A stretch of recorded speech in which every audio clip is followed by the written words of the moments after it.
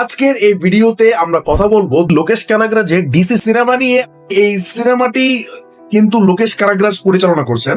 সিনেমাটাই 7ই August মুক্তি পাবে। ট্রেলারটা দেখে আমি অবশ্যই বলবো সিনেমাটা বেশ ভালো হওয়ার সম্ভাবনা রয়েছে।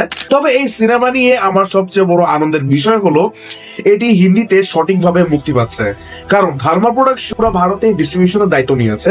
মূল ডিস্ট্রিবিউশন অবশ্যই সান পিকচার্স এর কাছে রয়েছে। দেখুন, লোকেশ কানাগরাজ উত্তর ভারতের তরুণদের মধ্যে বিশাল একটা ফ্যান ফলোইং আছে। আমার মতে সিনেমাটা যদি ঠিকভাবে মুক্তি দেওয়া হয় তাহলে অনেক মানুষই হলে গিয়ে সিনেমাটা দেখবে।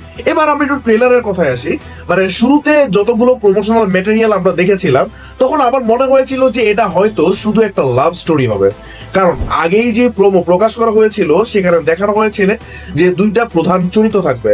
মনে হচ্ছিল যে তারা দুজন একসাথে পালিয়ে বেড়াচ্ছে, তাদের পেছনে পুলিশ লেগে আছে, আবার কিছু গুন্ডাও তাদের তাড়া করছে। তো বন্ধুরা, আজ এতটুকুই। আশা করি ভিডিওটি আপনাদের কাছে ভালো লেগেছে।